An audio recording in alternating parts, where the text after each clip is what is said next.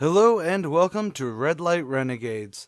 And I already know some of the reactions for this video. Dude, a video on net neutrality from a channel that reviews porn, and it's not even both of them, just a loudmouth who tries to be all intellectual about fat material? Yes, I'm aware that this is definitely impromptu, and it is only just me, the great and powerful bard, but hear me out on why this is important, especially for us connoisseurs of tasteful smut. First, net neutrality is the inclination that the internet is a utility that should be regulated in some way as similar to other utilities. And it's even been classified as a Title II, which makes it a utility, and of course it is. It is an integral part of the infrastructure of the 21st century as a whole. But there's been a lot of controversy over this because it means that internet providers such as Time Warner, who's now Spectrum, especially after their whole fraud case in the New York area, seriously look it up, it's a very good example of the regulations that are in place now so that we as consumers don't get screwed over directly by internet service providers. But even on a broader scale, it means that ISPs can't basically hold the internet for ransom. For instance, with net neutrality as it is right now, Spectrum has to offer blanket these across the board. But without it, maybe YouTube slips Spectrum an extra $1 a year so that Vimeo perhaps loads like it was on dial-up connection, or maybe can't even connect to the site at all. Yeah, that'd be easily possible. Or if maybe Spectrum goes, great, you want to be a website available through our ISP? Give us an extra X amount of money and you'll be on our DNS.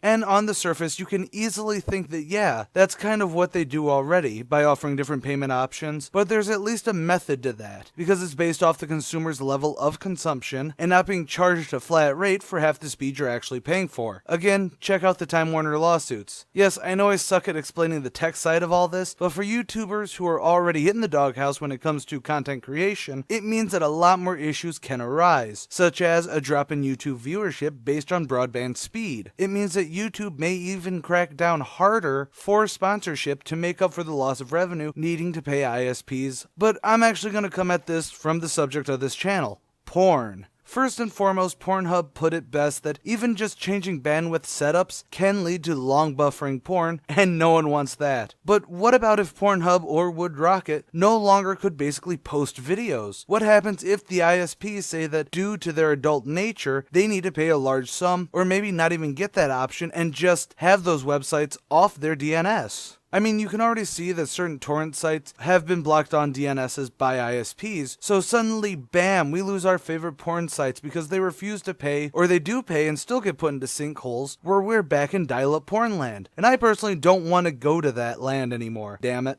But there's something slightly more worrisome about that, because you can at least think, hey, there'd at least still be some regulation. But that's the scarier thing. Ajit Pai, the FCC chairman, doesn't just want to reclassify the internet. He wants to eliminate the Internet Conduct Standard so that there's no oversight for these corporations to that regard. They've basically be given free rein to hold total control over something that in this century is a utility and a need for most people. Yes, maybe not everyone needs the quickest internet, but that's why you buy the tier you want. There's so many more better videos on this to explain net neutrality and all that, no doubt. This is looking at it from both a content creator on the internet standpoint, as well as someone who reviews and is a part of a community that would be easily pushed further to the fringes by such lack of regulation. So the short hairs of this is that there are ways to try and stop this corporate overshooting. There's plenty of websites currently active to help with net neutrality. My personal choice would be battleforthenet.com in the description, and let's just try and keep the internet a bit better of a place and a more even ground for everyone to shitpost on.